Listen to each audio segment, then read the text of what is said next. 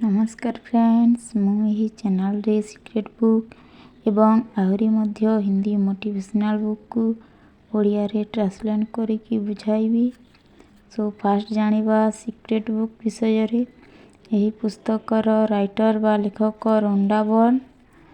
ଏହି ବୁକ୍ ସମରୀରେ ଆପଣ ସେହି ରହସ୍ୟ ବିଷୟରେ ବା ସେହି ମିରାକଲ ବିଷୟରେ ଜାଣିପାରିବେ ଯେ ଆପଣ କିପରି ନିଜର ଆର୍ଥିକ ଅବସ୍ଥାକୁ ସୁଦୃଢ଼ କରିପାରିବେ, ଆପଣ ଆପଣଙ୍କ ପ୍ରତ୍ୟେକ କ୍ଷେତ୍ରରେ କିପରି ସଫଳତା ହାସଲ କରିପାରିବେ, ଅର୍ଥାତ୍ ଧନ ବା ଟଙ୍କା, ଉତ୍ତମ ସ୍ୱାସ୍ଥ୍ୟ, ଚାକିରି, ପ୍ରେମ, ନିଜର ବାସ୍ତବତା ସ୍ୱପ୍ନକୁ କିପରି ପୂରଣ କରିପାରିବେ, ତାହା ଏହି ପୁସ୍ତକରେ ଦିଆଯାଇଛି। ତେଣୁ ଚାଲନ୍ତୁ ଭିଡ଼ିଓଟିକୁ ଷ୍ଟାର୍ଟ କରିବା। ଏହି ସିକ୍ରେଟ୍ ବୁକ୍ ମଧ୍ୟରେ ଦିଆଯାଇଥିବା ପ୍ରତ୍ୟେକ ଟପିକ୍କୁ ଗୋଟେ ଗୋଟେ କରି ସମସ୍ତ ଟପିକ୍ ଉପରେ ଭିଡ଼ିଓ ବନାଇବି। ସୋ ଆଜି ଫାର୍ଷ୍ଟ ଟପିକ୍ ଉପରେ ଆଲୋଚନା କରିବା। ତେଣୁ ଯଦି ଆପଣଙ୍କୁ ମୋ ଭିଡ଼ିଓ ପସନ୍ଦ ଆସୁଛି ତାହେଲେ ଚ୍ୟାନେଲଟିକୁ ସବସ୍କ୍ରାଇବ୍ କରି ବେଲ୍ ଆଇକନ୍ଟିକୁ ପ୍ରେସ୍ କରିଦିଅନ୍ତୁ। ଏହି ପୁସ୍ତକଟି ତୁମ ପାଇଁ ଉତ୍ସର୍ଗୀକୃତ। ମୁଁ ଆଶା କରେ ରହସ୍ୟ ତୁମର ପୁରା ଜୀବନକୁ ପ୍ରେମ ଏବଂ ସୁଖରେ ପରିପୂର୍ଣ୍ଣ କରିବ। ଏହା ତୁମ ଏବଂ ସମଗ୍ର ବିଶ୍ୱ ପାଇଁ ମୋର ଇଚ୍ଛା। ଏହି ପୁସ୍ତକରେ ଦିଆଯାଇଥିବା ଟପିକ୍ ଗୁଡ଼ିକ ହେଲା ରହସ୍ୟ ପ୍ରକଟ ହୁଏ, ରହସ୍ୟର ସରଳୀକରଣ, ରହସ୍ୟର ଅଭ୍ୟାସ କିପରି କରିବା, ଶକ୍ତିଶାଳୀ ପ୍ରକ୍ରିୟା, ଧନର ରହସ୍ୟ, ସମ୍ପର୍କର ରହସ୍ୟ, ସ୍ୱାସ୍ଥ୍ୟର ରହସ୍ୟ, ଜଗତର ରହସ୍ୟ, ଆପଣଙ୍କ ପାଇଁ ରହସ୍ୟ, ଜୀବନର ରହସ୍ୟ ଏବଂ ଜୀବନ। ଫାଷ୍ଟ ଆଲୋଚନା କରିବା ରହସ୍ୟ ପ୍ରକଟ ହୁଏ। ଏଥିରେ ଅଛି ରହସ୍ୟ କ'ଣ? ସମାନ ଜିନିଷ ସମାନ ଜିନିଷକୁ ଆକର୍ଷିତ କରେ। ଖରାପ ବଦଳରେ ଭଲକୁ ଆକର୍ଷିତ କର। ତୁମର ମସ୍ତିଷ୍କର ଶକ୍ତି। ରହସ୍ୟର ସଂକ୍ଷିପ୍ତ। ରହସ୍ୟ ପୁସ୍ତକର ପ୍ରଥମ ପୃଷ୍ଠା। ରହସ୍ୟରୁ ବା ଏହି ପୁସ୍ତକରୁ ଆପଣ ଚାହୁଁଥିବା ସମସ୍ତ ଜିନିଷ ପାଇପାରିବେ। ସୁଖ, ସ୍ୱାସ୍ଥ୍ୟ ଏବଂ ଧନ। ଆପଣ ଯାହା ଚାହାନ୍ତି ତାହା କରିପାରିବେ କିମ୍ବା ହୋଇପାରିବେ। ଆମେ ଯାହା ପାଇବାକୁ ବାଛିଥାଉଁ ତାହା ପାଇପାରିବା। ସେହି ଜିନିଷଟି କେତେ ବଡ଼ ତାହା ଗୁରୁତ୍ୱପୂର୍ଣ୍ଣ ନୁହେଁ। ରହସ୍ୟ ପୁସ୍ତକର ଦ୍ୱିତୀୟ ପୃଷ୍ଠା। ଆପଣ କେଉଁ ପ୍ରକାର ଘରେ ରହିବାକୁ ଚାହୁଁଛନ୍ତି? ଆପଣ କୋଟିପତି ହେବାକୁ ଚାହୁଁଛନ୍ତି କି? ଆପଣ କେଉଁ ପ୍ରକାର ବ୍ୟବସାୟ ନିର୍ମାଣ କରିବାକୁ ଚାହୁଁଛନ୍ତି? ଆପଣ ଅଧିକ ସଫଳତା ଚାହୁଁଛନ୍ତି କି? ଗୁରୁତ୍ୱପୂର୍ଣ୍ଣ ପ୍ରଶ୍ନ ହେଉଛି ଆପଣ ପ୍ରକୃତରେ କ'ଣ ଚାହୁଁଛନ୍ତି? ଏହା ଜୀବନର ମହାନ ରହସ୍ୟ। ଡାକ୍ତର ଡେନିସ୍ ୱେଟଲି। ଅତୀତର ମୁଖ୍ୟ ଯାହା ପାଖେ ରହସ୍ୟ ଥିଲା, ସେ ଏହାର ଶକ୍ତି ଓ ଜ୍ଞାନକୁ ନିଜ ପାଖରେ ସୀମିତ ରଖିବାକୁ ଚାହୁଁଥିଲେ ଏବଂ ଅନ୍ୟମାନଙ୍କ ସହିତ ନୁହେଁ। ସେ ଏହି ରହସ୍ୟ ଲୋକଙ୍କୁ ଜଣାଇ ନ ଥିଲେ। ସାଧାରଣ ଲୋକମାନେ କାମକୁ ଯାଇ ଦିନସାରା କାମ କରୁଥିଲେ ଏବଂ ସନ୍ଧ୍ୟାରେ ଘରକୁ ଫେରିଆସୁଥିଲେ। ତାଙ୍କ ଜୀବନ ଏହି ମିଲରେ ଚାଲୁଥିଲା ଏବଂ ତାଙ୍କର ସାମାନ୍ୟ ଶକ୍ତି ନ ଥିଲା କାରଣ ଏହାର ରହସ୍ୟ କେବଳ ଅଳ୍ପ ଲୋକ ଜାଣିଥିଲେ। ଇତିହାସ ଅନେକ ଲୋକଙ୍କ ମନରେ ରହସ୍ୟ ବିଷୟରେ ଜ୍ଞାନ ଆହରଣ କରିବାର ଇଚ୍ଛା ଜାଗ୍ରତ କରିଛି ଏବଂ ଅନେକ ପଣ୍ଡିତ ଏପରିକି ଏହି ଜ୍ଞାନକୁ ଅନ୍ୟମାନଙ୍କ ନିକଟରେ ପହଞ୍ଚାଇବା ପାଇଁ ଏକ ଉପାୟ ଖୋଜିବାକୁ ଚେଷ୍ଟା କରିଛନ୍ତି। ମାଇକେଲ ବାର୍ନାର୍ଡ ବେକୱିଥ୍, ଭବିଷ୍ୟତ ବକ୍ତା ତଥା ଆନ୍ତର୍ଜାତୀୟ ଆଧ୍ୟାତ୍ମିକ କେନ୍ଦ୍ରର ପ୍ରତିଷ୍ଠାତା। ସେ କହିଛନ୍ତି, ମୁଁ ଦେଖିଛି ଲୋକଙ୍କ ଜୀବନରେ ଅନେକ ଚମତ୍କାର ଘଟେ। ଆର୍ଥିକ ଚମତ୍କାର, ଶାରୀରିକ ଚମତ୍କାର, ଚିକିତ୍ସାର ଚମତ୍କାର, ମାନସିକ ଚମତ୍କାର ଏବଂ ସମ୍ପର୍କର ଚମତ୍କାର। ରହସ୍ୟ କ'ଣ? ବବ୍ ପ୍ରକ୍ଟର। ଆପଣ ହୁଏତ ଭାବୁଥିବେ ଏହି ରହସ୍ୟ କ'ଣ? ମୁଁ ଆପଣଙ୍କୁ କହିବାକୁ ଚାହେଁ ଏହାର ଅର୍ଥ କ'ଣ।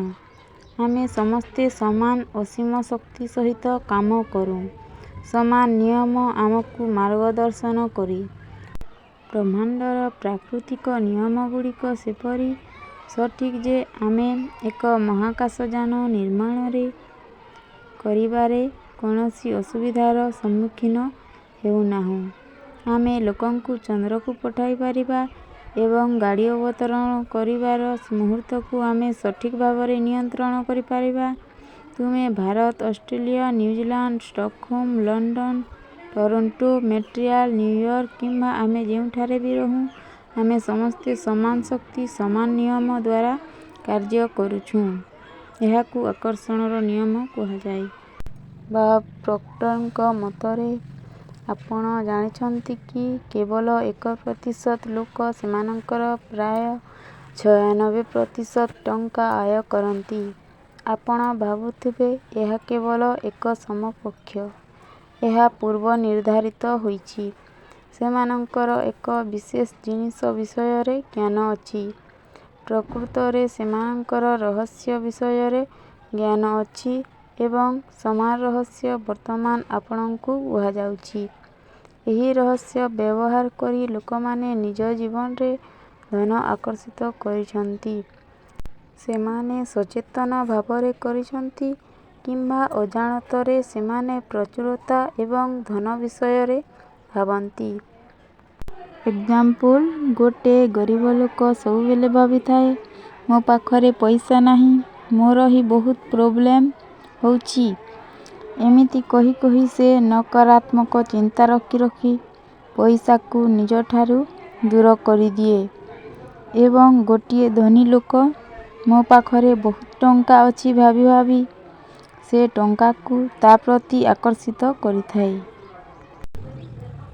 ସେମାନେ କୌଣସି ବିରୋଧୀ ଧାରଣାକୁ ସେମାନଙ୍କ ମନରେ ପ୍ରବେଶ କରିବାକୁ ଦିଅନ୍ତି ନାହିଁ। ତାଙ୍କର ବଳିଷ୍ଠ ଚିନ୍ତାଧାରା ଧନ ବିଷୟରେ। ସେମାନେ କେବଳ ଧନ ବିଷୟରେ ହିଁ ଚିନ୍ତା କରନ୍ତି ଏବଂ ସେମାନଙ୍କ ମନରେ ଏହା ବ୍ୟତୀତ ଅନ୍ୟ କିଛି ନାହିଁ। ସେମାନେ ଏହା ଅନୁଭବ କରନ୍ତି କି ନାହିଁ, ଅର୍ଥ ବିଷୟରେ ସେମାନଙ୍କର ଦୃଢ଼ ଚିନ୍ତାଧାରା ହେତୁ ଧନ ସେମାନଙ୍କ ପ୍ରତି ଆକର୍ଷିତ ହୁଏ। ଏହା ହେଉଛି ସକ୍ରିୟ ଆକର୍ଷଣର ନିୟମ। ରହସ୍ୟ ଏବଂ ସକ୍ରିୟ ଆକର୍ଷଣର ନିୟମ କହିବା ପାଇଁ ଏକ ଉପଯୁକ୍ତ ଉଦାହରଣ ଏବଂ ଆପଣ ନିଶ୍ଚିତ ଭାବରେ ସେହି ଲୋକମାନଙ୍କୁ ଜାଣିଥିବେ ଯେଉଁମାନେ ବହୁ ଧନ ହରାଇଥିଲେ କିନ୍ତୁ କିଛି ସମୟ ପରେ ଏହାକୁ ପୁନର୍ବାର ପାଇଲେ। ଏହା କାହିଁକି ଘଟିଛି କିମ୍ବା ଜଣାପଡ଼ି ନ ପାରେ, କିନ୍ତୁ ଏହା ପୂର୍ବରୁ ସେମାନେ ଧନ ଥିଲେ। ସେ ଏହା ବିଷୟରେ ଦୃଢ଼ ଭାବରେ ଚିନ୍ତା କଲେ, ତେଣୁ ସେ ଏହାକୁ ହାସଲ କରିବାରେ ସଫଳ ହେଲେ। ତାପରେ ସେ ମନରେ ଧନ ହରାଇବାର ଭୟାନକ ଚିନ୍ତାଧାରାକୁ ଅନୁମତି ଦେଲେ ଯେ ପର୍ଯ୍ୟନ୍ତ ସେମାନେ ପ୍ରାଧାନ୍ୟ ବିସ୍ତାର କଲେ। ଧନ ହାସଲ କରିବାର ଚିନ୍ତାଧାରା ଅଧିକ ଲାଭ କଲା ଏବଂ ଟଙ୍କା ହରାଇବାର ଚିନ୍ତାଧାରା ଅଧିକ ଲାଭ କଲା। ଏହି କାରଣରୁ ସେ ନିଜର ସମ୍ପତ୍ତି ହରାଇଲେ। ତଥାପି ଧନ ସରିଯିବା ପରେ ଏହା ଚାଲିଛି, ଅଦୃଶ୍ୟ ହୋଇଗଲା ଏବଂ ସେ ପୁନର୍ବାର ଧନର ଦୃଢ଼ ଚିନ୍ତାଧାରା ସହିତ ମାପର ସକାରାତ୍ମକ ମାପକାଠି ଓଜନ କଲା ଏବଂ ଧନ ଫେରିଆସିଲା। ଆକର୍ଷଣର ନିୟମ ତୁମର ଚିନ୍ତାଧାରା ଉପରେ ପ୍ରତିକ୍ରିୟା କରେ, ଯେତେ ଦେଖାଯାଉନା କାହିଁକି। ତେଣୁ ଫ୍ରେଣ୍ଡସ୍, ଭିଡ଼ିଓଟିକୁ ଏଣ୍ଡ କରୁଛି। ନେକ୍ସଟ ଭିଡ଼ିଓରେ ଆଲୋଚନା କରିବା ନେକ୍ସଟ ଟପିକ୍। ତ ଏହି ଭିଡ଼ିଓରେ ଆଜିର ପ୍ରେରଣା ବା ମୋଟିଭେସନ୍, ଆପଣଙ୍କୁ ଯଦି ସଫଳତା ହେବାର ଅଛି ତେବେ ବର୍ତ୍ତମାନକୁ ନୁହଁ, ଭବିଷ୍ୟତକୁ ଚିନ୍ତା କରିବା ଆବଶ୍ୟକ। ତେଣୁ ଭିଡ଼ିଓଟି ଯଦି ପସନ୍ଦ ଆସିଲା, ସବସ୍କ୍ରାଇବ୍ କରନ୍ତୁ ଏବଂ ଲାଇକ୍ ସେୟାର କରନ୍ତୁ। Thank you universe, thank you universe, thank you universe. Bye bye, take care friends.